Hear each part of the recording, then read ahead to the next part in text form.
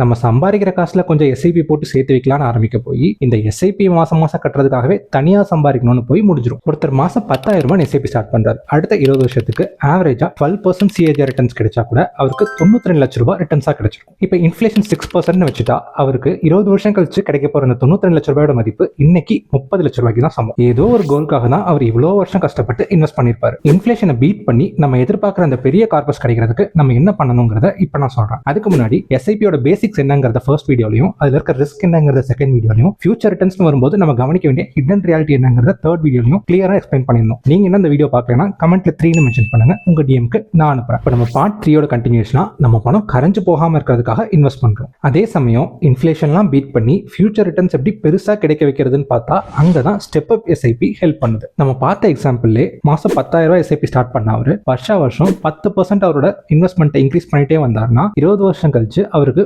1,82 லட்சம் ரூபாய் ரிட்டர்ன்ஸா கிடைச்சிருக்கும். அதுல இன்ஃபிளேஷன்லாம் போனாலும் அவருக்கு ஒரு டீசென்டான பெரிய கார்பஸே கையில கிடைச்சிருக்கும். இதை நானும் ஈஸியா சொல்லிட்டு போயிருவேன், கேட்கறதுக்கும் உங்களுக்கு சிம்பிளா இருக்கும். தெளிவா பாத்தீங்கன்னா முதல் வருஷம் அவர் 10,000 ரூபாய் மாசம் போட்டிருப்பார். 2வது வருஷம் 10% இன்க்ரீஸ் பண்ணி 11,000 ரூபாய் போட்டிருப்பார். 3வது வருஷம் இன்னொரு 10% இன்க்ரீஸ் பண்ணி 12,100 ரூபான்னு போடுவார். இப்படியே அவர் வருஷம் 10% இன்க்ரீஸ் பண்ணிட்டு 20வது வருஷத்துல மாசம் 60,000 ரூபாய் இன்வெஸ்ட் பண்ணுவார். நம்ம சம்பாதிக்கிற காசுல கொஞ்சம் எஸ்ஐபி போட்டு சேர்த்து வைக்கலாம்னு ஆரம்பிக்க போய் இந்த எஸ்ஐபி மாசம் கட்டுறதுக்காகவே தனியா சம்பாதிக்கணும்னு போய் முடிஞ்சிடும். பெரும்பாலான மக்கள் நடுவுலே கிவ் அப் பண்றதுக்கு இதை புரிஞ்சுக்காதது தான் காரணம். எந்த ஒரு வெல்த் பில்டிங் அசெட்டா இருந்தாலும் காலங்காலமா இருக்கக்கூடிய ஜெனரல் ரூல் என்னன்னா எவ்வளவுக்கு எவ்வளவு உங்களால அதுல இன்வெஸ்ட் பண்ண முடியுதோ அவ்வளோ ரிட்டர்ன்ஸ் நீங்க எதிர்பார்க்கலாம். ஸோ நான் உங்களுக்கு சஜஸ்ட் பண்றது உங்க இன்கம் சோர்ஸை இன்க்ரீஸ் பண்றதுக்கு முடிஞ்ச அளவுக்கு உங்க மேல மணியும் டைமையும் இன்வெஸ்ட் பண்ணுங்க. உங்க ஒர்க்லயோ இல்ல ஒரு செகண்டரி இன்கம் சோர்ஸ்லயோ இல்ல ஒரு ஸ்மால் பிசினஸ் ஒன்று அப்ஸ்கில் ஆர் அப்கிரேட் பண்றது ரொம்பவே இம்பார்ட்டன்ட். அப்படி பண்றப்போ உங்களுக்கே ஒரு நல்ல கான்ஃபிடன்ஸ் பில்ட் ஆகும், உங்க இன்கமும் இன்க்ரீஸ் ஆகும், இன்வெஸ்ட்மெண்ட்டும் அதிகமாக பண்ண முடியும். இதுதான் ப்ராப்பர் வெல்த் பில்டிங்.